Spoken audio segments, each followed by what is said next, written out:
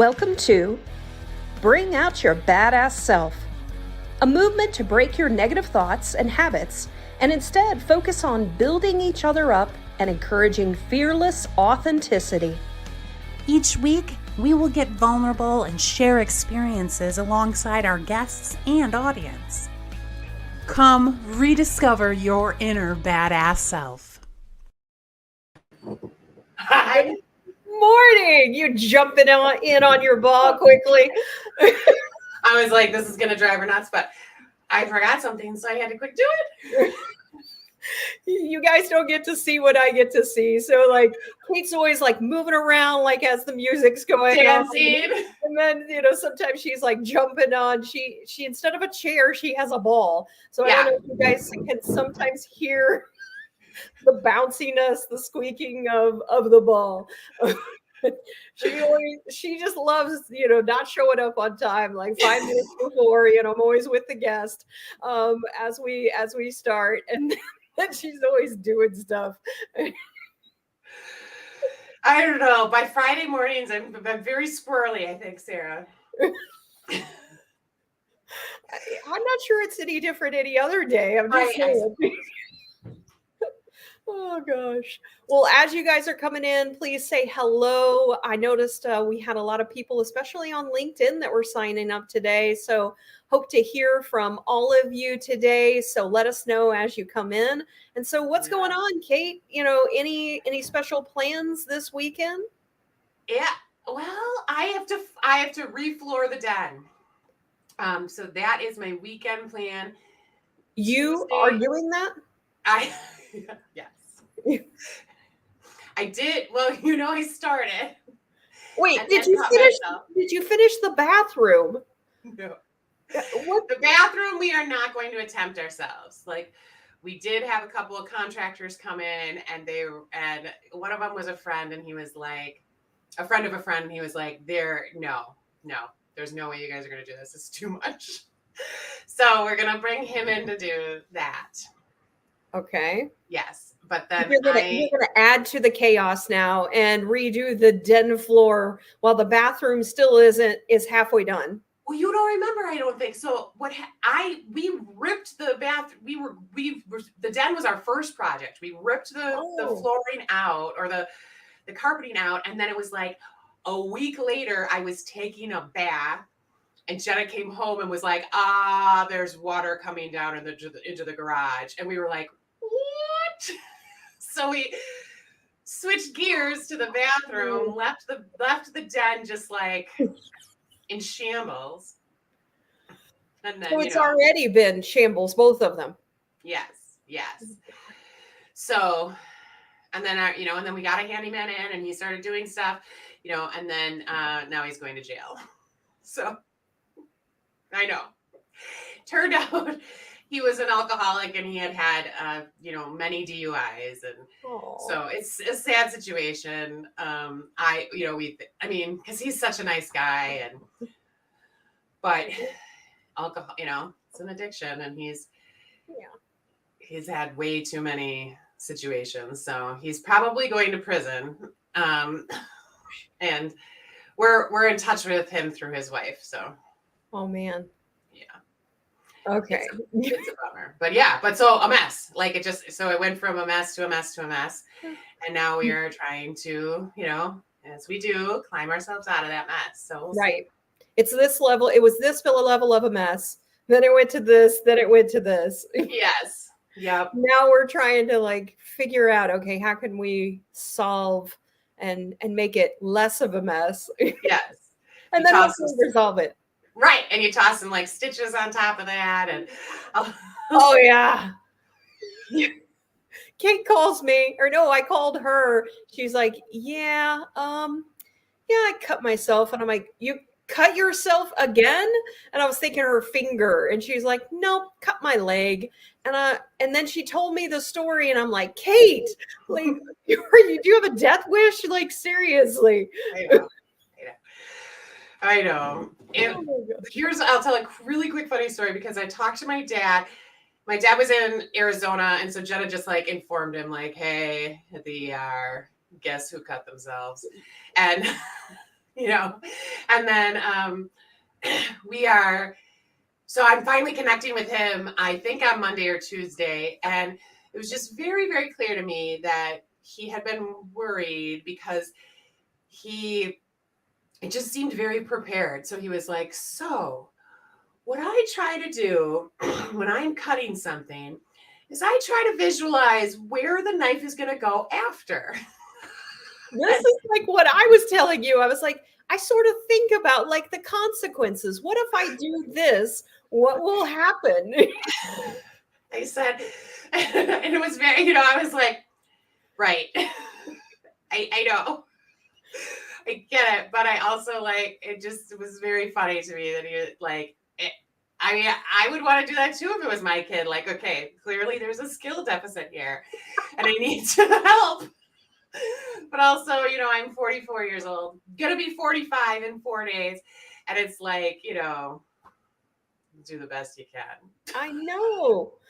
So birthday's coming up as well. Yes. And you guys are going to be taking some time off, and Jenna's birthday as well on the 23rd. And so do you guys have any special plans for that? Yeah, we're going camping with a couple other families, and we'll have a lot of fun. We'll be in the Wisconsin Dells, for those of you that know that. You know, it's a great area. It's the water park capital of the world. So it has just, it's a little town and a touristy town, but with tons and tons of water parks. So are you getting on the water park? Are you? Oh yeah, we'll do some water parking. Okay. Yeah, sure. All right. For sure. Yes. And my I just realized I didn't post my sandcastle pictures to LinkedIn. That's right. And yeah, so I did get to see them on Facebook. And so you should post that. Definitely. Yes, I will. I will post my sandcastle pictures from my last camping trip. Yes. Well, this weekend I'm going to be getting a massage. My hair appointment was canceled, but it's being moved to next weekend. Normally I do like a massage, then I do a hair appointment. Yeah, get all the like pampering out. Yeah, every 6 weeks. And so I do those two things. And so this weekend, not really much else planned other than that. So yeah, well, that'll be great though. Yeah. Nice massage. So, well, I'm going to bring up some comments. We have people coming in. Carmen says, good morning. My favorite beautiful badasses. Let's go. Good morning. Coming in from YouTube along with Maria. So say hello to each other. Good morning, Guardians. Yes. Awesome. Of the galaxy. And then also Jen coming from YouTube. So say hello to all three of you. J Rowe. J Rowe. She says, good morning, badasses. Happy Friday. All of you awesome humans. And then Kim's coming in from LinkedIn. She says, good morning to my favorite, beautiful, and amazing badass ladies. Good morning, Kim. Eric, good badass morning. Good badass morning, Eric. And Stephanie, good morning, lovelies. Oh, that's so sweet. And so thank you all for coming in. And for anybody that has not joined us before, I did see some new people that had signed up. Say hello to us. Even if it's just letting us know where you're coming from. We would love any questions, any thoughts that you have as we start with today's program. And so I do want to do a little bit of an introduction to Katie, who's going to be joining us today. So let's go ahead and bring up Katie and just say hello, and then I'll give a little bit of an introduction to her. Hi. Good morning, Katie. And so we have Kate and Katie today. Yes. A little confusing. Yes. So Katie actually oversees Chambliss, is that correct? Chambliss. Center for Children's Administrative Functions, while collaborating with various agencies in the child welfare and early childhood education sectors. And she has a degree from the University of Tennessee of Chattanooga, and she has a strong commitment to community service, and she has held leadership roles in several organizations, including actually not leadership, board of director positions with several organizations, including the United Way of Greater Chattanooga. Today, we're going to hear about not only how Katie got into this and what it is that inspired her story, and learn how you can also support the mission of organizations like hers and in your own community. And so with that, Katie, I thought we might just do a little bit of setting the stage. People know what it is you do today, but maybe you can talk a little bit about what was the younger version of Katie. Paint the picture of your parents and childhood and the things that helped inspire where you're at today. Sure. I pretty much had a pretty awesome childhood. I can't really complain. Two amazing supportive parents who were very community minded, community focused, did a lot of work in the community. I look back and remember that they dragged me along to volunteer things as a child, which I just thought was normal. But now I'm like, oh, that was kind of cool that they made me do that stuff. I just thought that was normal. But one of the things that we decided to start doing as a family, we had a family meeting. Well, let me say, my older brother went off to college and my mom started feeling this like empty nest, like my babies are leaving me. What am I going to do? There were three of us. I'm the middle child, which is the best. And my older brother was going off to college, and we were like, she's like, what are we going to do? And so she's like, what about fostering? And we had a family meeting, and we started doing foster care, and it was pretty life-changing. I should say, though, I'm getting my times off here. We actually didn't adopt until my brother went off to college. We started fostering when I was in like elementary school. So Okay. It was definitely a journey as a family, but really shaped a lot of how we looked at everything. Yeah. It's probably also the reason I don't have children today. So good or bad, if you want your teenage daughters to not want to have children, just have kids in the house all the time. Yeah. It's great birth control. Yep. But yeah, I mean, that's really where I think I started realizing that the world was bigger than just me and my family, and understanding that there's all these people out there that aren't lucky enough to have the same kind of childhood and the life that I have. And what is my obligation, or what do I feel like I could do to help those people? And I didn't really realize that was what was happening. I thought I was just learning how to mix baby formula and pack a diaper bag. But, I really look back on it now and see like, oh, wow, this was like preparing me to be in this position that I am, 30 years later. So it was pretty cool. So you said that your parents sat you down. What was that conversation like? Yeah, well, we had family meetings all the time. My parents were kind of nerdy like that. And they called a family meeting. Sometimes it was like for good stuff, or like to tell us we were going on a trip, or to tell us something. And then sometimes it was for bad stuff. So you never knew like family meeting was that good or bad, but it was going to be something. You knew something Right.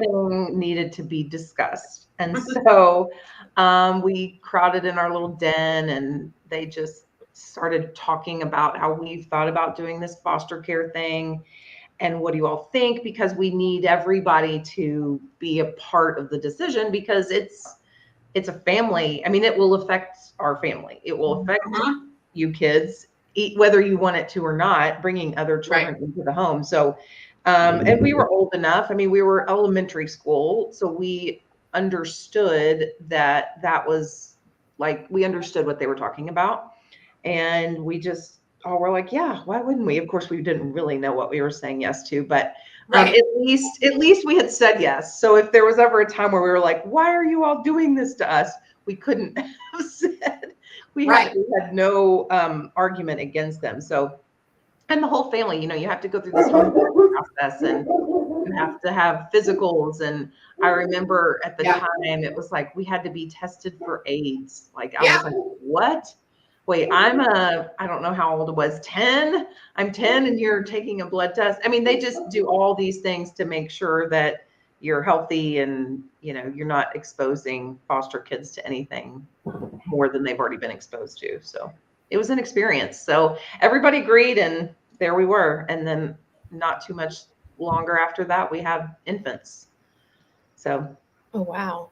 Babies. I got to be a pro at babies. Yeah. Which is why I didn't want any of them.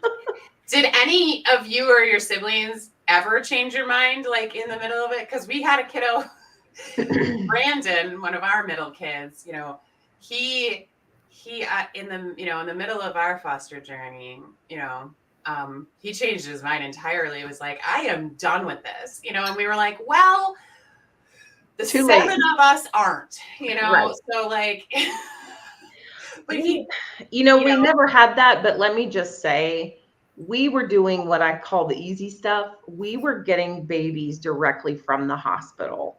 The agency that we were working with was very specific on the population they were serving.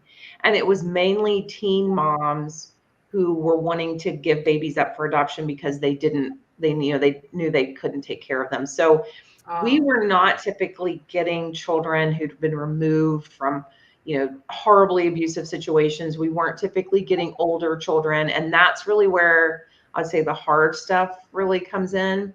So we were going to the hospital and picking up a baby, and we got to name the baby, and we were dressing the cute little baby. And so we did the easy stuff. So we never actually had those kind of moments that your family has probably had. Yeah, because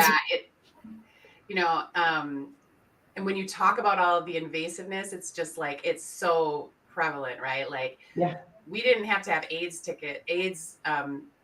tests, but we had to be tested for TB. Yeah. So. Well, I mean, we do, our agency does home studies now. I mean, we have to look at what your water heater's set on. Like, it can't be too hot. It can't be too cold. We've got to see your checking account. I mean, it really is an invasive process. You are not, fostering is not for the faint of heart in so many ways, but some of it is just getting through the home study and the training process. It's definitely rigorous, which is good. You definitely want foster parents to be good places for children, because you never want to bring a child out of trauma and put them into additional trauma. Right. So there's a reason for it, but you really got to be committed, and you really got to want it. Yep.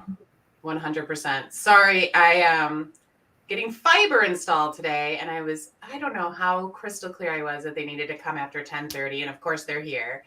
And so Jenna came in, she was like, and I'm like, they're going to have to leave if we have to reschedule.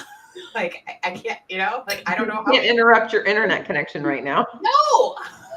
Oh, my gosh. Yeah. So that's why the dog is going crazy, and everything, because like there's a stranger here at a very unexpected time. If you are needing to go, I can cover things. So it's fine. Life happens. I was so crystal clear, like they can come back at this point, because I don't know, I was just so crystal clear with every single individual I talked to. So. Yeah.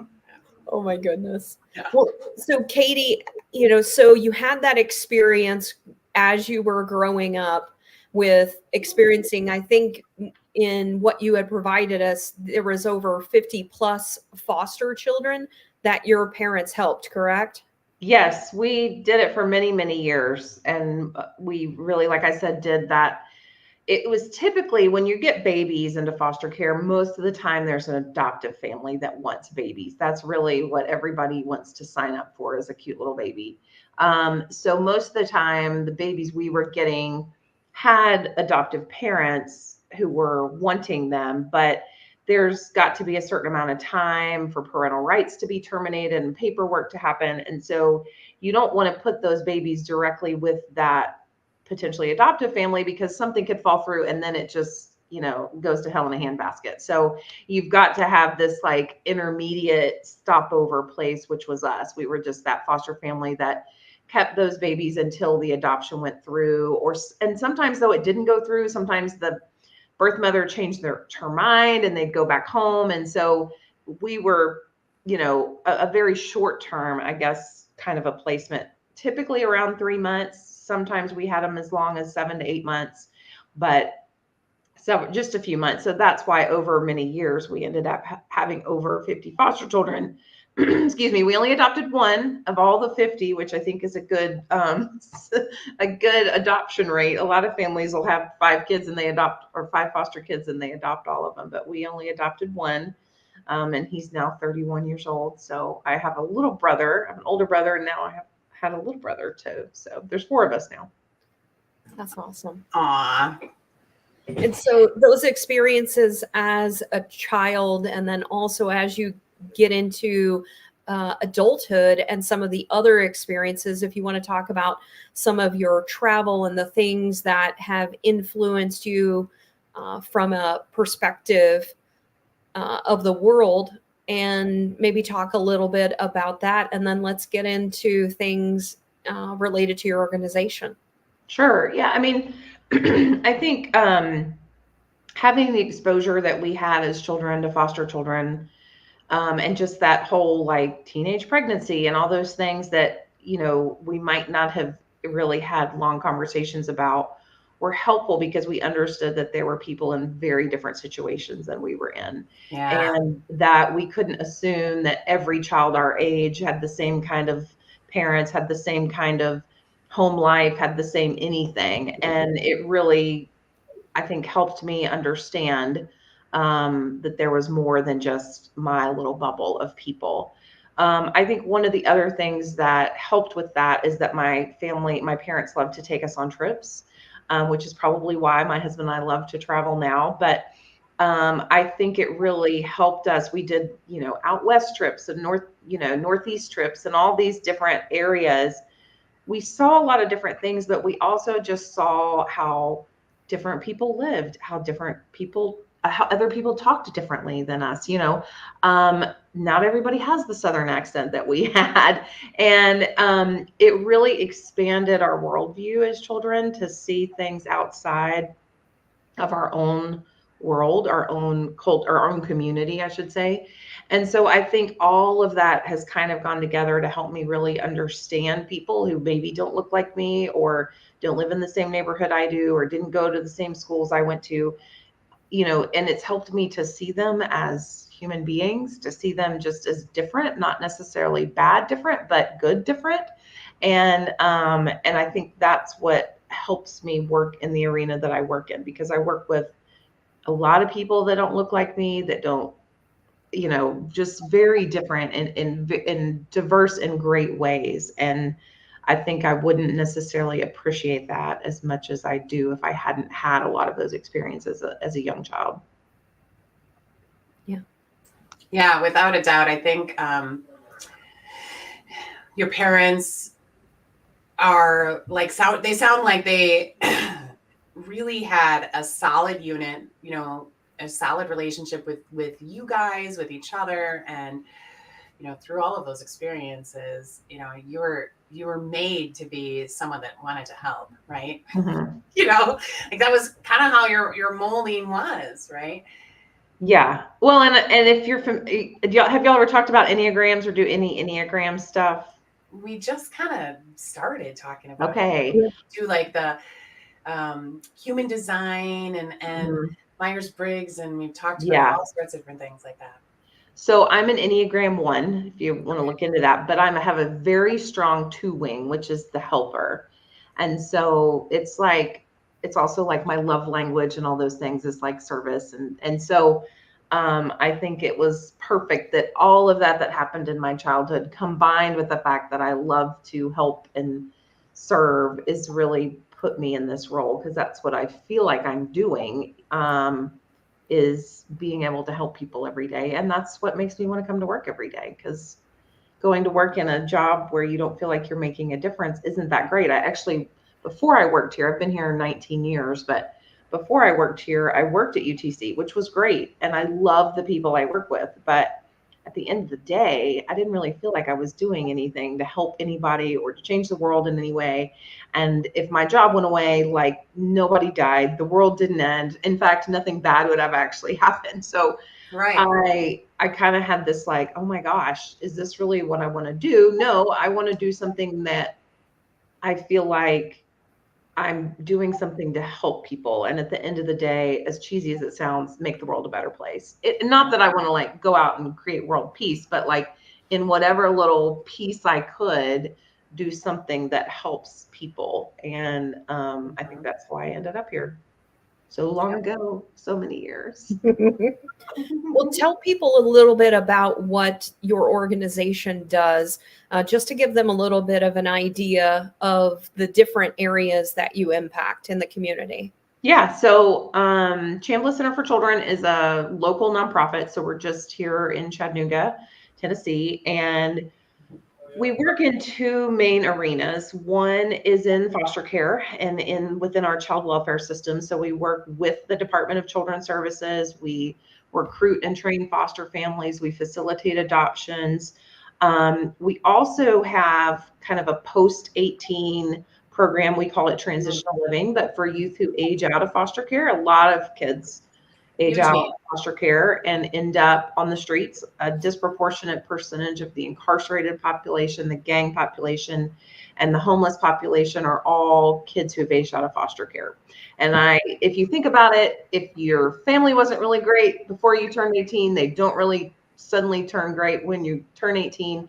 And so you really don't have any support. And a lot of times kids who age out are undereducated, undersupported, have no cell phone, no driving record, no work record. And so you really don't set a lot of kids up for success by being in foster care their whole life. So anyway, I'll get off my soapbox about that. But we support, we house, we literally have housing, fully furnished, nice apartments. We house those young people who want to be. It's voluntary, so it's different than foster care. You could walk away at 18 and go do your own thing. But if you know and you want, you know you need help and you want to, you can apply to be in the program. You get your own apartment, you get a grocery stipend, we pay for your cell phone because we need to get in touch with you. And then you still have a caseworker, but we don't call them caseworkers because you've had caseworkers your whole life. So we call them transitional living specialists. And those specialists make weekly visits. They help you make success plans and set goals and find jobs and navigate the bus system, just all the things that like a parent would do for their young adult child, but they don't have parents that do that. So anyway, we've got transitional living. We also have a little piece under our residential side that's really for that removal day. And I'm not sure if y'all have ever heard of an Isaiah 117 house, but it's a house where kids are brought literally the minute they get removed by the state. So instead of that DCS or that state worker taking kids to a DCS office, which we all know how warm and fuzzy state offices are. Instead of taking the children there, they bring them here to our Isaiah 117 house, which is a beautiful house that's stocked with everything any kid of any age could ever want. And they just get loved on. They can eat brownies all they want. They can eat pizza. They can go to bed. They can take a hot bath. They don't have to talk to anybody. They can play video games. They can watch TV. But it's like people are falling over themselves to do whatever they can to help and love on kids on that. Ooh. Yeah. We need that here in Wisconsin. That is not a thing. Yeah. That is not the case everywhere. Yeah. So Isaiah 117 house started in Northeast Tennessee and it's kind of spread across Tennessee, but now it's spreading across the nation. So you might be hearing about it in Wisconsin soon. But so we've got removal day, then we've got the foster care piece, and then we've got the transitional living piece. So we really can help kids in that kind of child welfare system all the way from removal or birth all the way up through age 24. So the other piece of our work is in early childhood education and childcare, because we know that the best way to ensure success for a child is to have them kindergarten ready. Kids who come into kindergarten prepared do better on third grade reading scores. They have higher graduation rates. They long-term end up having better jobs and higher educational attainment and all the different things. But a lot of that happens, or most of that happens before age 5. 90% of brain development happens by the age of 5. And so we are doing a lot of work to try and prepare those children emotionally, socially, emotionally, developmentally, all the ways, so that when they enter kindergarten, they're just rock stars and ready to go. We primarily focus on low and middle income families. So we're on a sliding scale. So we make it affordable to families at any income level. And we also are 24/7, which is unheard of. So we do childcare 24/7 so that parents can work second or third shift, or they can wait tables or work retail, or, you know, we have a dad that's a mechanic and has to work every Saturday. So we really try to do what we can to help those families by providing quality, affordable, accessible childcare, so that they can go to work or school, but also so those kids can get that high quality early childhood education, which is really the deciding factor in whether kids are going to be successful in kindergarten. So we have like hundreds and hundreds and hundreds and hundreds of kids in childcare programs throughout the city. We have our main campus, which is where I am right now, and then we have other childcare programs throughout the city. A couple of thrift stores to try and help us make money, you know, a bunch of different things. But those are the kind of core things we do. It's about 750 children a day across the city that you're impacting. That's amazing. Yeah, that's between our residential side and the early childhood education side. Yeah. So. Jenna and I got into foster care because Jenna's dad was raised in foster care. Oh, wow. And she saw the impact of that her entire life. Yeah. You know, he really struggled for a long time with drug abuse. And there's a lot of things. She saw a lot of alcoholism across her family. They were 6 kids who were separated and then reunited. Wow. And there's foster siblings, and he passed away a couple of years ago. But was his foster experience a good one? Because sometimes we hear these horror stories of like how horrible their foster care journey was. We're like, we promise that is not what we're doing to children. That was a lot of way back. Right. So that was in the 50s. And the funny thing is that they all of him and his siblings, so there were multiple families involved, and they all have really wonderful things to say about their foster experiences. Oh, great. Yeah, none of them actually had seriously bad things happen. Although as like we learned more and kind of unraveled things, it was pretty funny because their perspectives were pretty different, you know, like, so we learned like little things that were like, oh, your foster parent did that. But I mean, that was all of the 50s and 60s, right? Yeah. You know, you'd be like, oh, okay. So, you know, like. Yeah, things were a lot different back then. I was going to say a little, but they were a lot different back then. Like rules and regulations have increased by like 1,000 times since then, sometimes, which are annoying, but I mean, then we don't typically end up with stories these days of kids who like go through bizarre experiences in foster care. Now, I'm not saying there aren't some crappy foster parents out there, not under our agency, but under others. There are some folks who maybe aren't doing it for the right reasons, but they're definitely, it's improved a lot over the many, many decades. I mean, foster care didn't come on the scene, I think, till the 1950s, right? So this was in California. This was in California, so a little more progressive. Yeah. As California always has been. But and then I was on a board of a organization that sounds a lot like yours, except it was much, much smaller. But it was an organization that had treatment foster care, that did wraparound care and transitional living. And had some stuff going on with childcare as well. And so I got heavily involved in the transitional housing arena in Milwaukee, and did mainly fundraising, but then also like through fundraising formed relationships with these women that were in a homeless shelter. And then I started volunteering and doing programming at that homeless shelter, like in my spare time. But it was through that and learning all of the ways that, you know, the foster kids or kids who age out of the system are really set up to fail, right? You know, they are set up. They aren't set up. And how little skills some of them had, you know, like, so, you know, I'm sure everything you're talking about is so much more complex than people probably realize. Like, you know, so on top of it, you guys are, you know, you're licensing foster parents. You're not just, you know, right. That's what your organization is doing. So that's like really intense because you have to kind of really make sure that the professionals that are working for you really understand how kind of spot the parents that are going to be good parents and hold them accountable, as well as making sure it's, be advocates and safe for the kids. Yeah. So there's a lot of components there that are complicated. And then on the transitional living side, you guys have to teach all these skills to these young people, that you just don't even have an idea that someone wouldn't know, until you're working with that group. And those, I try to not call them kids because they've turned 18, but those young people, I always want to say kids, but those young people are also at an age where they're growing up. They might feel stable for the first time in their lives. And so they start really processing a lot of the trauma and a lot of the abuse and things that have happened to them as younger children.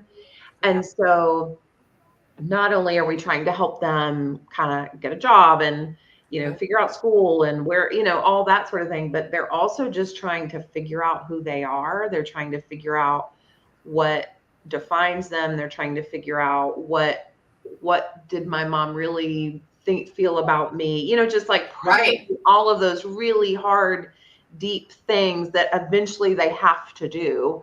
And it's so messy. I mean, there's sometimes a lot of drama in that program, just because you've got young people that are just really trying to figure out their childhood. And it's hard. Why did this happen to me? Why did my parents not really love me? Or, those are really hard questions to sink in and really try and answer those and be okay with the answer on those. I mean, that'd be hard for any well-adjusted adult to think about. But these are kids that, maybe those first 5 years of brain connections weren't really great. And so a lot of those synapses never formed. So we've got issues with impulse control. We've got attachment disorders. We've got oppositional defiance disorders. We just got all these things stacked up against them, and they're trying to process the trauma of what's happened to them as children. And it's just sometimes not pretty. So a lot of great success stories in that program, but a lot of kids that are just like, a lot of tragedy. Yeah, it is. It's hard. It's hard work. It's messy work. And it's not always pretty. And it's hard on our staff too, because there's something called secondary trauma. So you end up getting involved in the lives of these young people, and you take on a lot of their emotional stress and strain and try to help them through that. But in doing that, you absorb some of it too. So it's just it's hard work, and we don't pay them well enough. No caseworkers get paid well enough. So it's just tough stuff.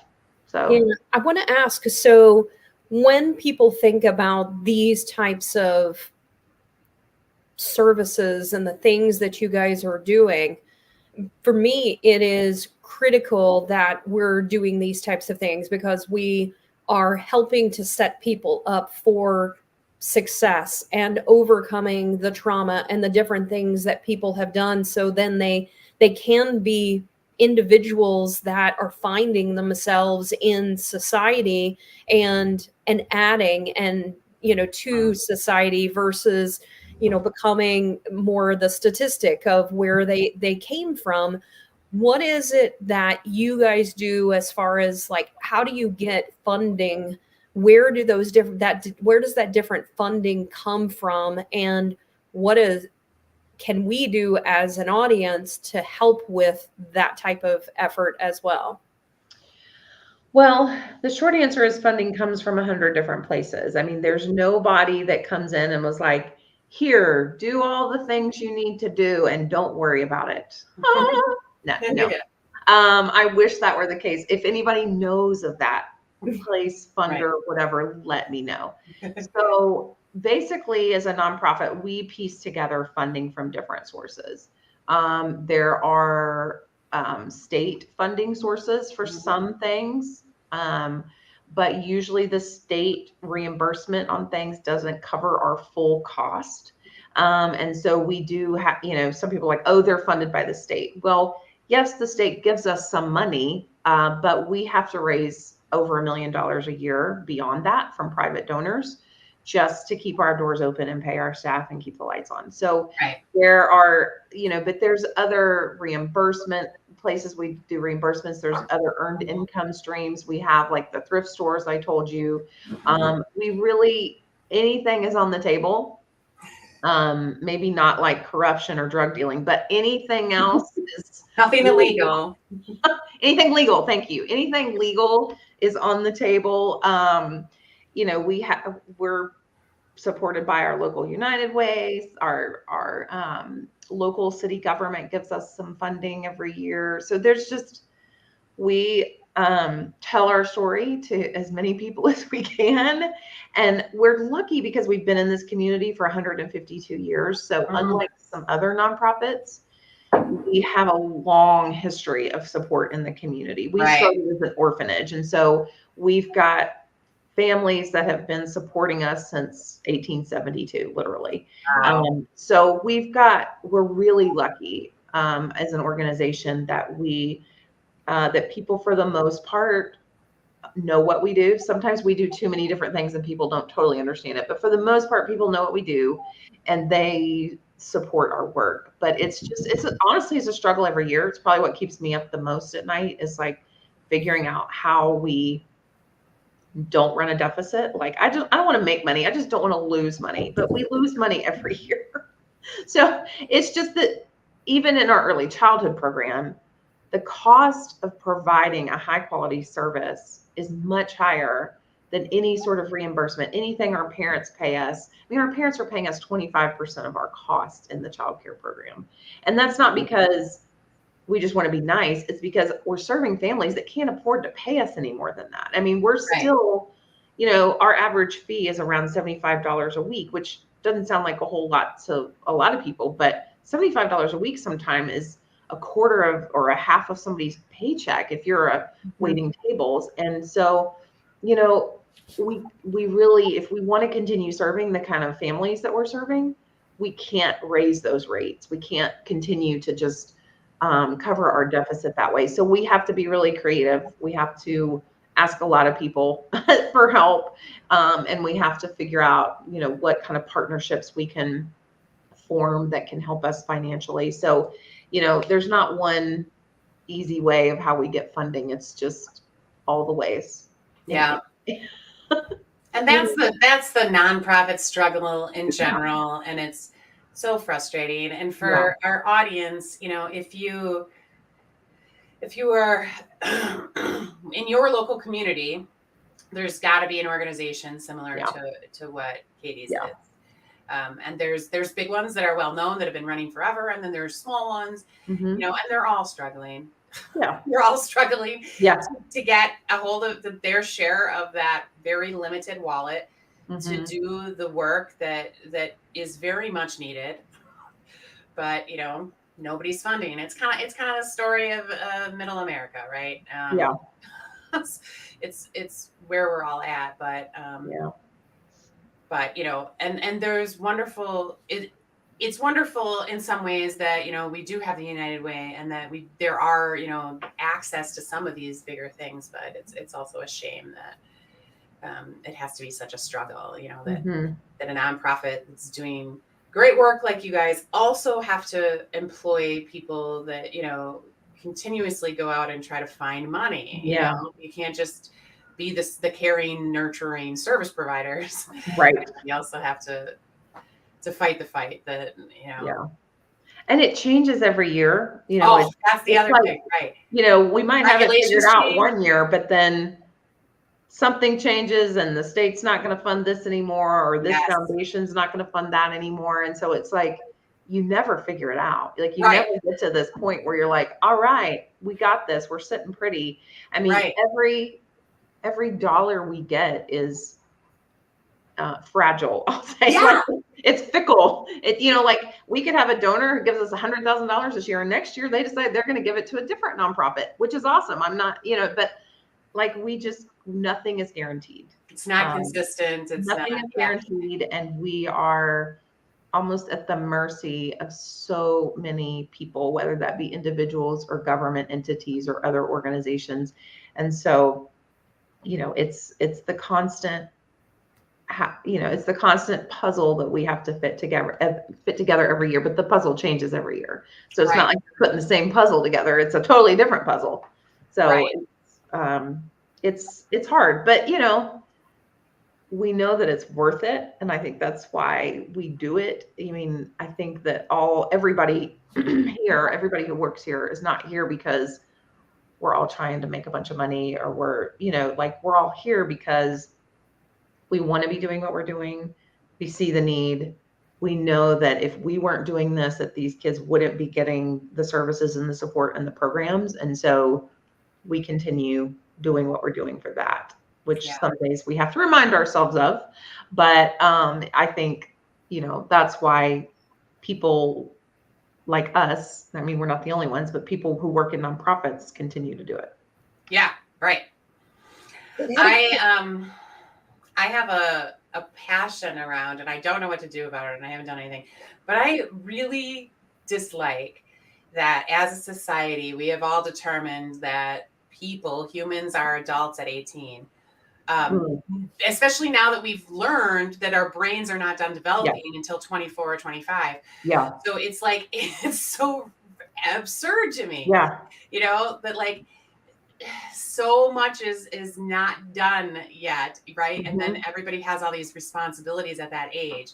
And then so if things haven't aligned perfectly, which for very few of us do they, you're set up with frustrating chemistry inside your brain pushing against you and all these outside influences, and your environment and how important all of that is. So if you guys can figure that out in Chattanooga, and then we can like spread it out like these Isaiah houses you have, let's do that. I'm just putting it out there. Yeah. I think it's a real thing. Like, we can't have people voting or like going off to war when their brains aren't done. Yeah. Well, I mean, and I say all the time to people when I'm explaining our transitional living program, I mean, I had one of the best childhoods you could imagine, but I wasn't totally independent at 18. Like, I had all the brain formation you could have wanted. I have all the support you could have wanted. But at 18, I was still very reliant on my parents, not just financially, but emotionally. I mean, just for so many reasons. I mean, I'm 46 or something. I don't even remember how old I am. I still call my parents and ask them for help on things. So I don't know how we expect kids who are 18, who have been in the foster care system, to be able to support themselves and to be okay and to be fine. Okay, we had this horrible childhood. We've been abused. Our brains didn't form. We haven't been allowed to work. We haven't been allowed to drive. We have no great family connections, but we're going to be a successful adult and go ahead. And I think it's just, it was silly. I don't know how we thought that was going to work, but I think somebody finally said like, hey, we've invested all this money into these kids, and then they turn 18 and we just stop and we say, good luck and, have a great life. And like, it's not working. And I think finally people were like, hey, let's look at the statistics on this. Gang population. Why? They don't have a family. They're looking for connection. Incarcerated. Why? Because they commit crimes, because they don't have money and they have no choice other than to go steal something. It's just like, it all makes sense. But somebody finally said, hey, we should do something about that. And I think it's the same thing with the Isaiah house. Like, somebody finally said like, hey, we're bringing children out of traumatic situations and we're putting them into state offices. And because, I don't know if around the world this is the issue, but because at least here in Tennessee, we don't have enough foster families for these kids, they don't immediately have placement. And so they sleep on the office floors. I mean, how do you as a 7-year-old child reconcile that something's not your fault? I mean, you have to realize, or you have to internalize that you've done something wrong. Yeah. You're a bad kid. The world hates you. Like, all of those negative things, your life sucks at that point. Like, how are you feeling like there is any hope for your life? And so somebody finally said, Rhonda Paulson, I can tell you who said it. Somebody finally said, why are we doing this to children? Like, why can't we have a place for these kids to go on like probably one of the worst days of their lives? The worst. Why can't we? Yeah, the worst. I'll just be nice and say maybe one of the worst, but probably the worst days of their lives. Why can't we find a place that's better than this for them to go? And can we not add to the trauma of them hearing a placement worker call and beg people to take them? I mean, because that's really what happens. That's a lot what of happens. times. Yeah, it's like, are we begging a family member? Are we begging a foster family? Are we talking about their trauma history? Oh, don't worry, they've only killed an animal. You know, just like, yet Right. how does that help in this situation that they hear those conversations and they hear the rejection? Yeah. And here, a kid could be in a DCS office for weeks. I'm not talking hours, I'm talking weeks until they find a family to take that child. Now, after weeks of this, your worldview has changed Right. about who you are as a person, what your future is like. And it's really, really sad. And so somebody finally said, we've got to have a place for these kids to go. I can't believe I haven't thought of Like, it myself. I mean, even I was like, why have I been doing this work for so long? And I never said, what happens on removal day? Because that's before. I know, right. We all, well, those of us that have been involved, we all know how horrible removal day is, right? Yeah. Like it's a constant, you know, we train, we talk, like Jen But and we I thought we couldn't change it. Like we just thought it is what it is. Like yeah, we thought like we'll removal just day do the goes. best we can, you know. But it's a beautiful concept and it makes so much sense. And you know, and I mean there's so much there, you know, like the kids will show up with literally nothing, no possessions. Right. Or they'll show up with stuff in a tatted paper garbage bag. That really needs to be washed. Yes, exactly. Yeah, and that's the other cool thing about the Isaiah house is like you said, most kids show up with nothing. The second floor of our Isaiah house is a giving room. It is nothing but brand new. We don't give away used things because these kids typically don't get new items. Nothing but brand new clothes, shoes, not toilet paper, toothpaste, toiletries, backpacks, pillows, jackets, whatever a child needs. Yeah. Unicorn blankets, like anything that a kid wants, we give to them when they leave the Isaiah house. And they know they can walk out there with shoes that fit them. They can walk out there with new clean clothes on. And if they have things they want to keep, absolutely. We wash them. We let them take those with them. But the amount of self-worth that they get, even in their short time in the house, is just indescribable. Like they walk out of there thinking, gosh, people really cared about me. Right. Wow, I got all these things that I wanted. And sometimes if we don't have it in the giving room, we have volunteers that just go out and buy it. Like, you want a certain pair of Nike shoes? Absolutely, girlfriend. We're going to get you those Nike shoes. And they leave with stuff that they just never dreamed they would ever get. And that's just like so powerful. The other cool thing I think about the Isaiah house is that, you know, with this, we have such a lack of foster families because it's hard. Like, and you know this, Kate, right? I don't have to explain this to you, but it is hard work. Foster parents are the heroes of our society. I will say that until the day I die. Like, willing to take in kids and bring in children who've experienced trauma into their own homes, into their own families, are just amazing. But not everybody's willing to do that. And so what we try to also do with the Isaiah house is make it easier to say yes. Like, you want to foster? Great. We're going to give you a child that's got all these clean clothes and they've had a good night's sleep and they're clean and they've got all their school supplies. And do you need a pack and play? Do you need a car seat? Like, we basically want a foster family to have an easier yes to a child so that kids don't have to stay in that limbo as long. Because sometimes you get those calls in the middle of the night and you're like, hey, I have a 2-year-old that was found naked, covered in feces. Hey, would you like them? Oh, great. Yes, sign me up. But you get a call at 10 o'clock in the morning.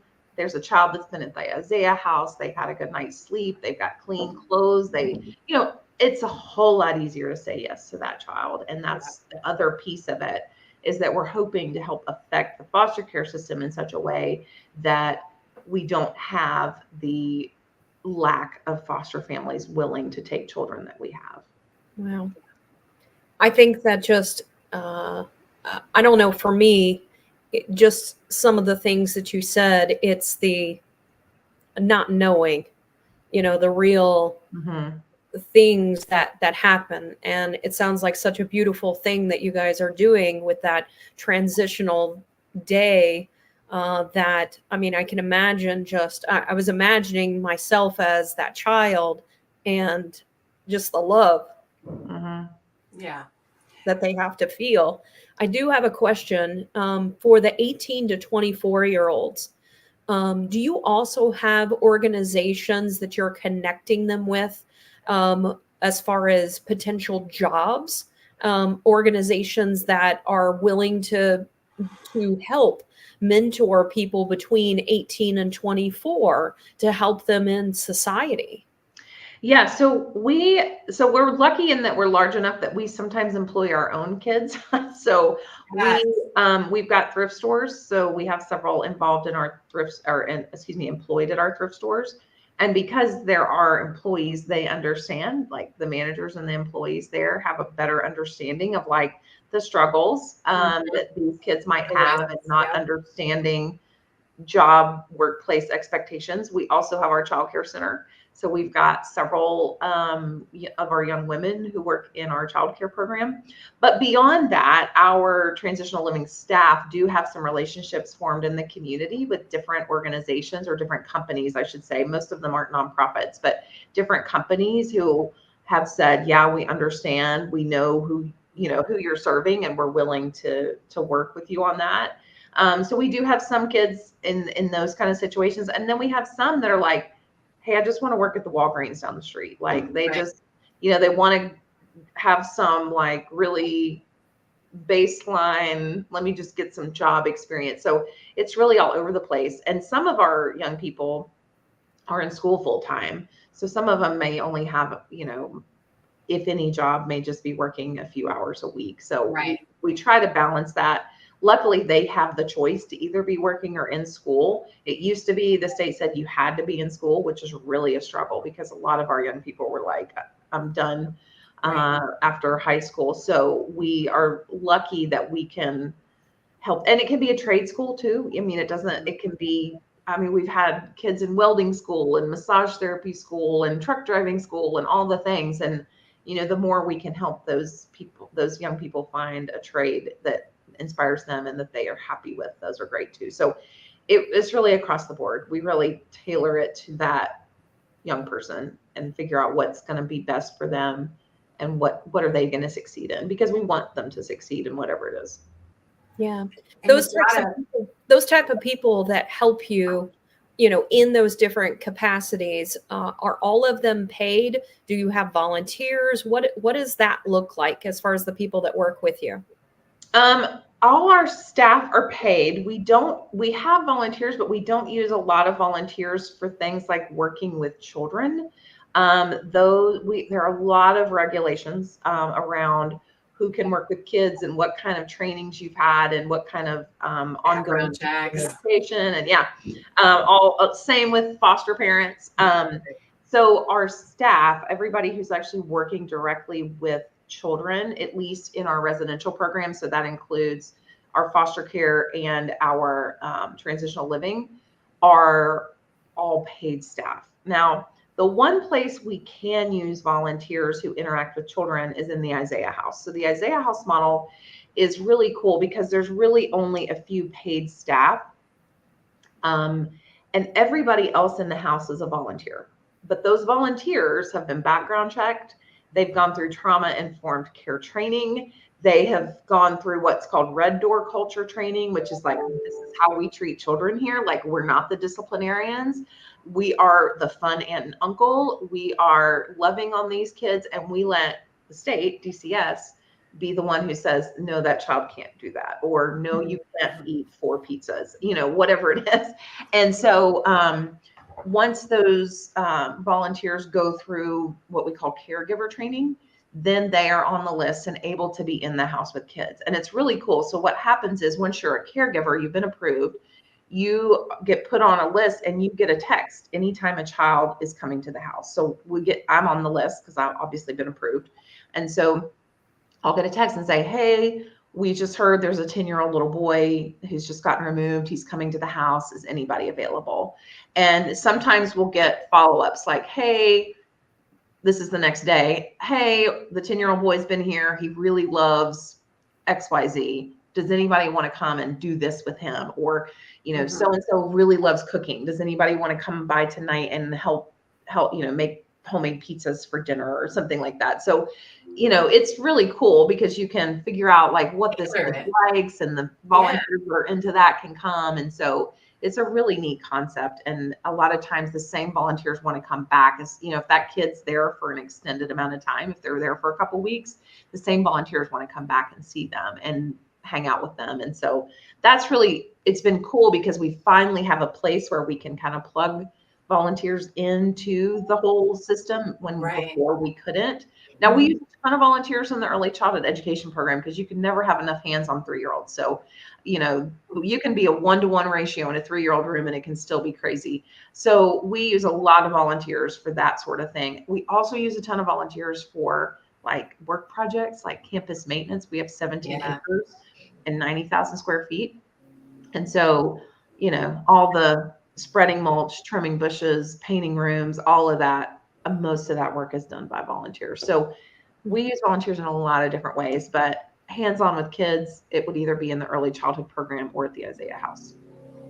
So if people wanted to get involved or help, like even, I can imagine this child, the supplies and the things that you're giving, even in those small things, like I can't afford, $1,000 contribution, but I can afford a backpack, getting a backpack or things like that. How do people go about letting you guys know that they're willing to do those types of things? Well, so most organizations like ours, we have Amazon wish lists. And so we are always adding things to wish lists. We have one for early childhood education. We have one for transitional living. And then our Isaiah House needs change so quickly that we just post those typically. We'll be like, these are the things we're short on right now. Because that giving room on social media.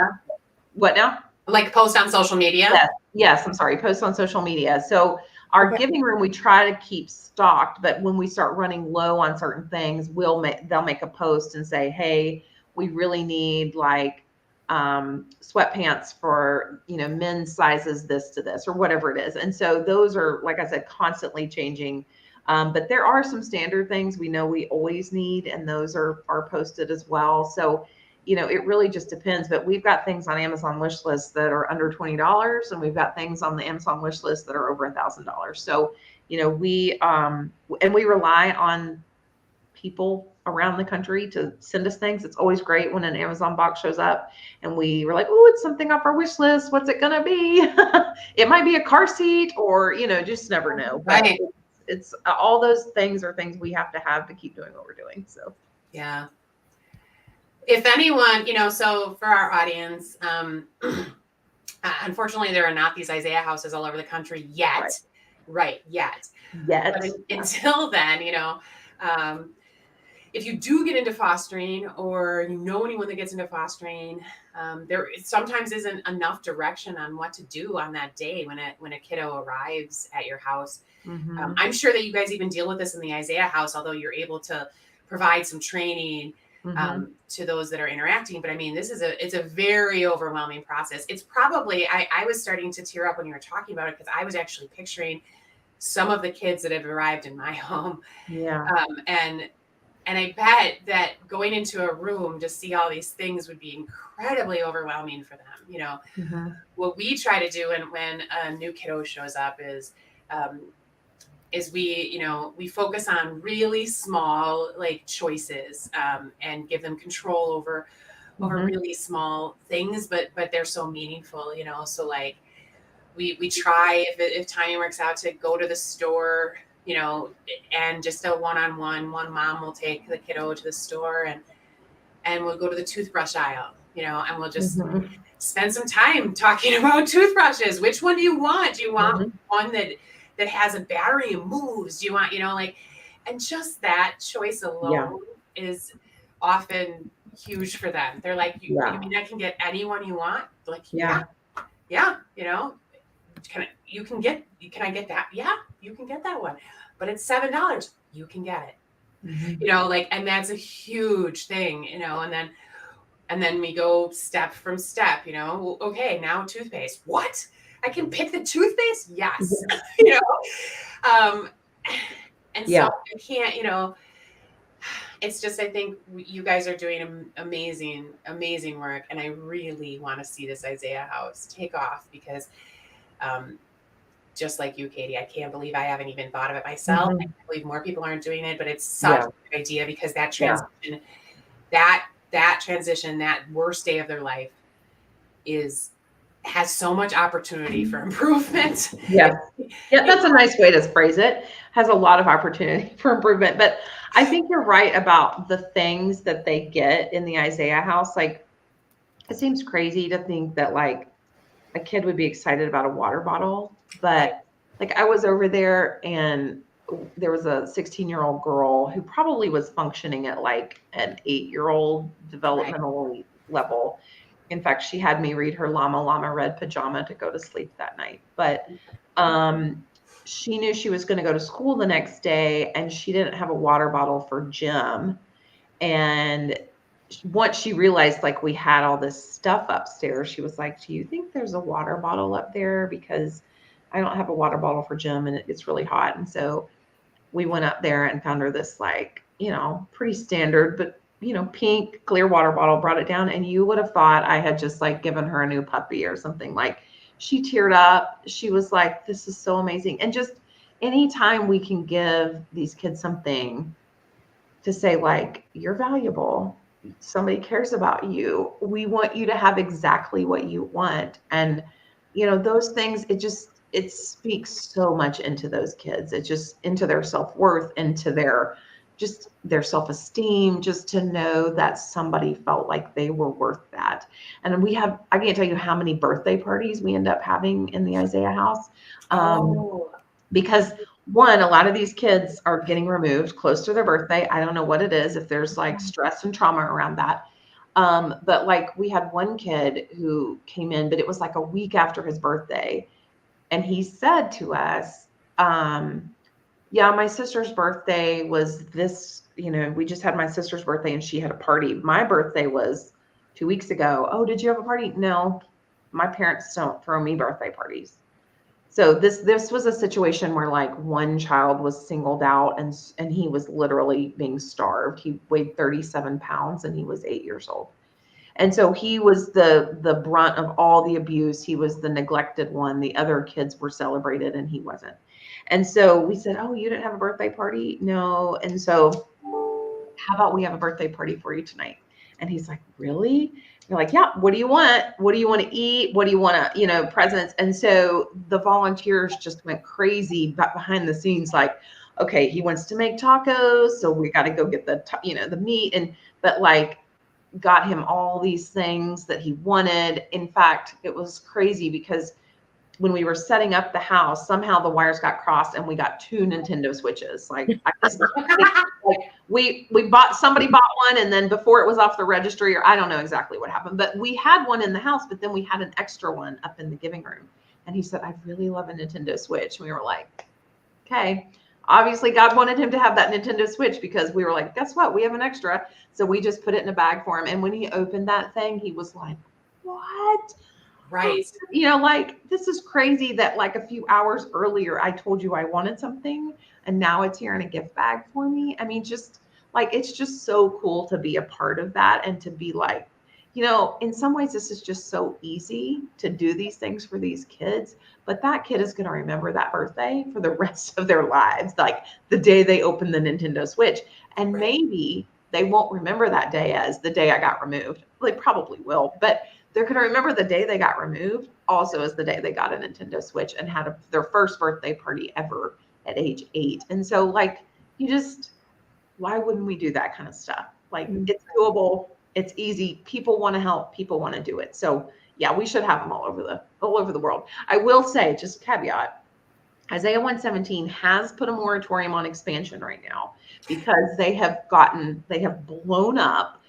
We were the 21st house, I think 20 or 21. maybe it was the 20th. We were the 20th house to open, and there are a lot, dozens in progress. But they have grown so much. They didn't even start until 2017. Wow. It like incorporate as a nonprofit until 2017. So they have expanded tremendously, because I think all communities like ours have gone like, why haven't we thought about this? And so they are not in a growth mode right now. So, just realize that Isaiah 117 can only do so much. Right. But maybe there's other ways we can support. And I think one of the things we did prior to opening the house is we partnered with DCS to say, like, hey, you have a kid in the office. What do they need? Can we bring them dinner? Can we bring them some clothes? Can we bring them this thing? So maybe it doesn't even have to happen through an Isaiah house, but I think there can be some support to DCS for these kinds of situations that they're not equipped for. And so this is a working model, and not that I want to see, Isaiah, the Isaiah houses losing thing, but I mean, they have plenty of opportunity. Someone else could start a nonprofit doing the same exact thing, and there's all sorts of nonprofits that can be started. I have friends that have started all sorts of little things that I know about in the city of Milwaukee. Every community needs them. Every community has homeless shelters, and those homeless shelters, when people have a birthday, no one brings a cake. I have a friend who started a nonprofit that just gets cakes to people at homeless shelters. There's a million little things that you can do if you think of one little thing, one component like birthday cakes or birthday parties, or new backpacks or suitcases. Suitcases are huge. There's all sorts of little things that can be done to help this population. Yeah, for sure. So I'm going to pull up a comment from Maria. She said, I'm not sure how it all went down, but my family was able to retain me instead of going into foster care when I was removed from my mom. Maybe because we planned it and I was involved the whole way. So she added that comment.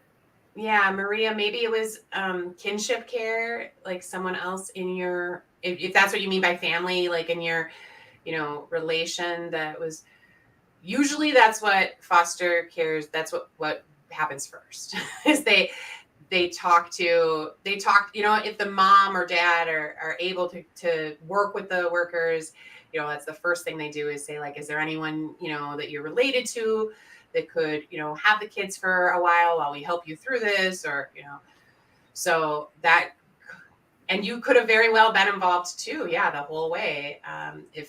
If it's being done right, and you're able cognitively and it's age appropriate, you do get involved. Right, Katie? Yeah. And there's times when you go into foster care, but then you do go back to your biological family. So not every instance ends up in termination of parental rights and adoption. So it's very common in a lot of states like Tennessee actually push for reunification back into the birth family. So even if you came into foster care for a short period of time, or maybe even a long period of time, there's a good possibility you could either go back to your biological parent, or, like Kate said, an aunt, an uncle, a family member, because we have this shortage of foster families. We don't just have a bunch of families sitting out there going, oh yeah, I'll take you. And so the state really has to say, like, is there anybody that can take this child? Do you have a sister, an aunt, an uncle, a grandparent who is, safe and can do that? And then they do what's called a kinship placement, and they'll do kind of a shortened home study version of going through that process and placing the child with that family member, which again happens a lot. And sometimes even that family member, if it's a kinship placement, can end up adopting the children. So it really just depends on the situation, but awesome that hopefully it was an awesome thing. You were able to stay with your biological family, even if you did have some interaction into foster care. And I also want to pull up a couple of resources I went ahead and posted. So this is the link to the Isaiah 117 house.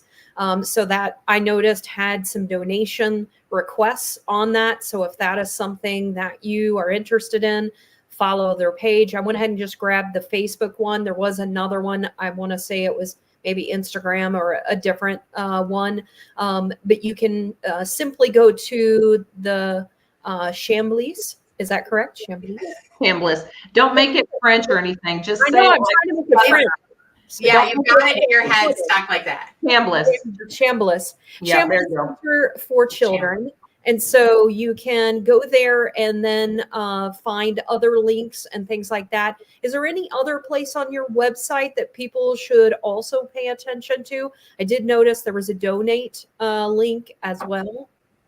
I mean, the website has information about all the different programs I talked about, also the different ways to get involved, but then all the different donation, you know, if you're not in Chattanooga, all the different, you know, Amazon wish lists, you know, all the different donate links. And you can, even when you go in and donate to Chambliss Center, you can choose if you want it to be for Isaiah House or not. So we've got all the options. However, anybody wants to get involved, it's all on the website or on our Facebook page too. We post a lot. So yes, so I do see that. So under their page, there's under support.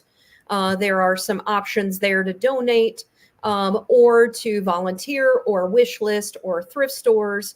So there are things there that people can check out. And then I'm also going to pull up for those that maybe didn't get a chance. I had also posted this prior to the event.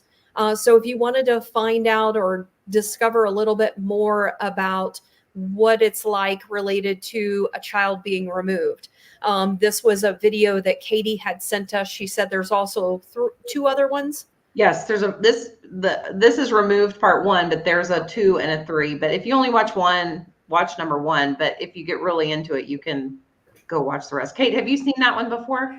I had to, so I have, and it's been a while, but I started it last night and I was like, oh yeah, no, I'm not gonna cry before bed. No, right. no. Maybe have some Kleenex. I'm gonna watch this tomorrow. Yeah, maybe have some Kleenex. It's a little tough, but for people that like, this isn't their world, which I understand, like this is not the world everybody lives in, to think about children coming into foster care.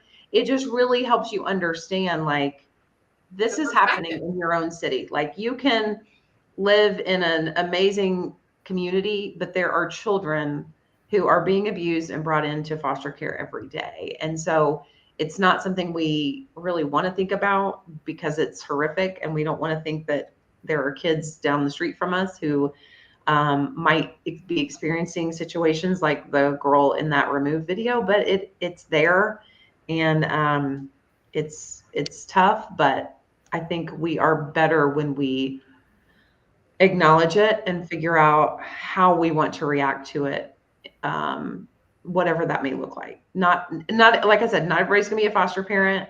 It's hard stuff, but I think just knowing about it and being supportive of other people that want to be foster parents, that's another thing too. There's a lot of like foster closets or foster support groups. Like that's a thing. Like if you have a group that can rally around a foster family when they get a new placement, that's amazing. You can take their other kid to soccer practice for them, or you can go to the grocery store, or you can do all these things. You don't have to sign up to be the foster parent, but there are plenty of ways that you can support the process.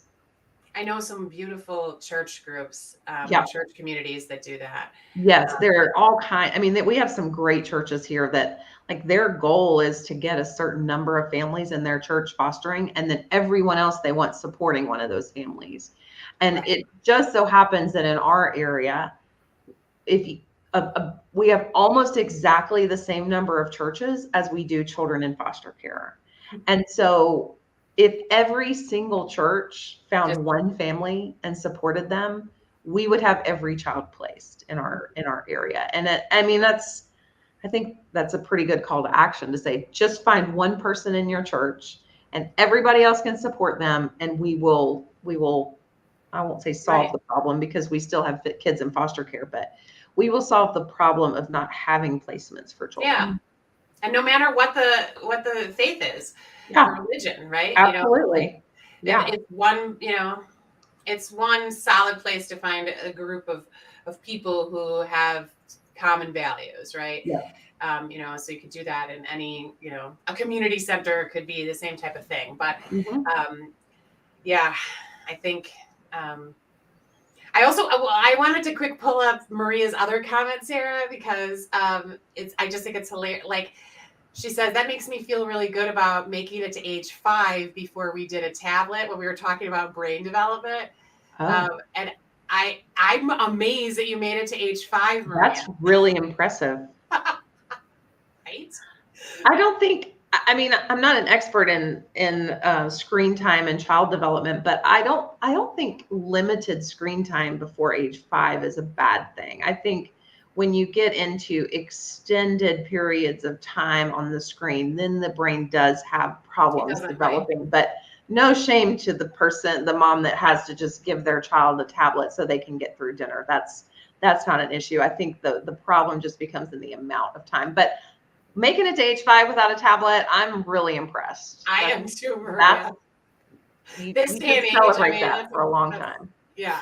The first time I read that, I was not thinking digital tablet. I was thinking like physical tablet, like a pill. And so that's whenever I first read it, I was like, I'm not quite getting this. I'm glad you understood. That's very old school of you, Sarah.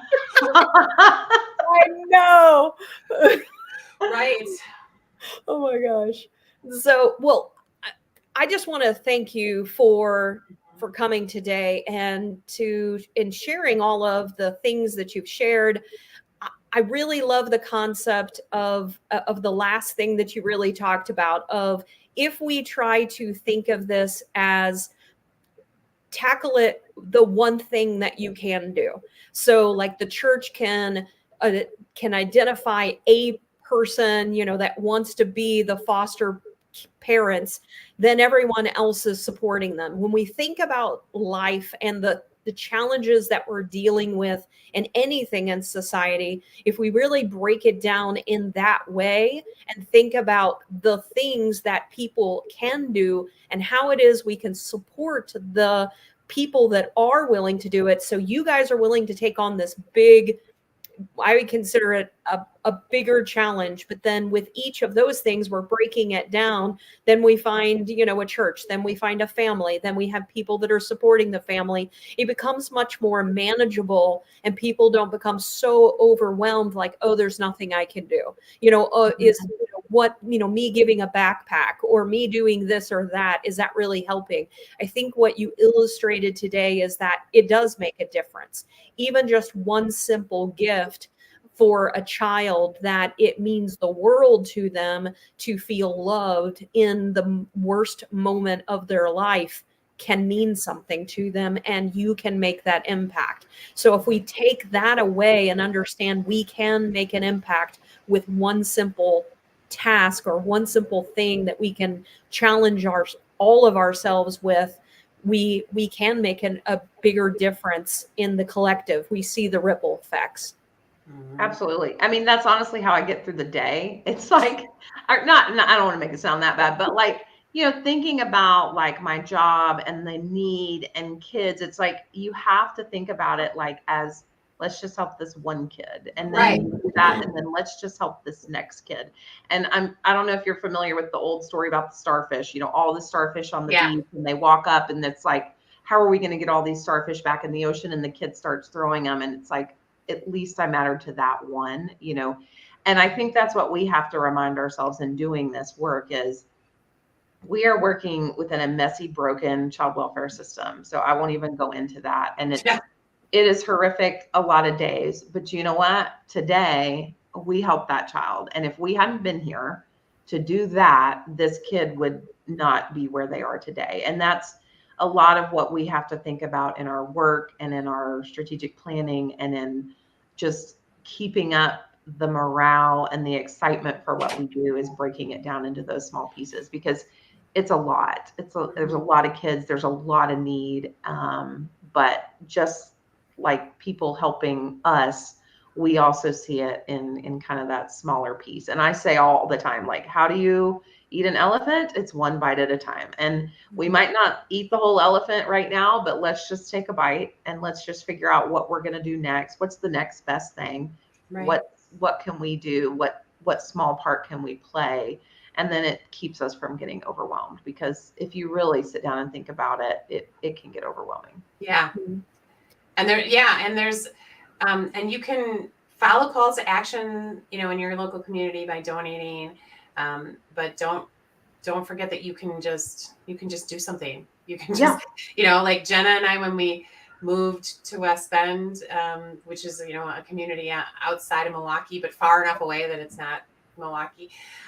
We called them and said, we called up the DCF and said, I'm sure we're going to be talking to you at some point, about fostering and switching our licenses and but, what do you need the most of right now? We want to just and it turned out that they needed Christmas presents, so we started a little drive,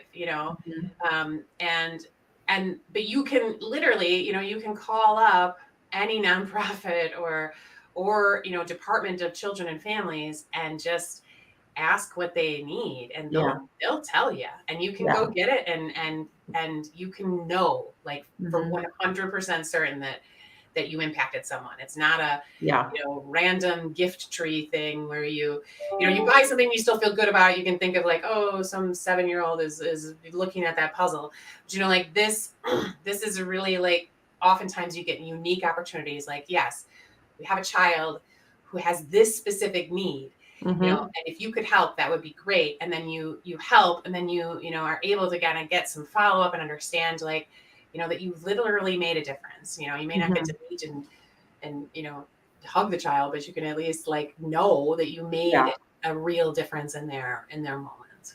Yeah, for sure. Totally agree. So Katie, I just want to thank you for not only joining us today, but for everything that you and your organization and all of the people that are behind you, supporting you, and the things that you are doing.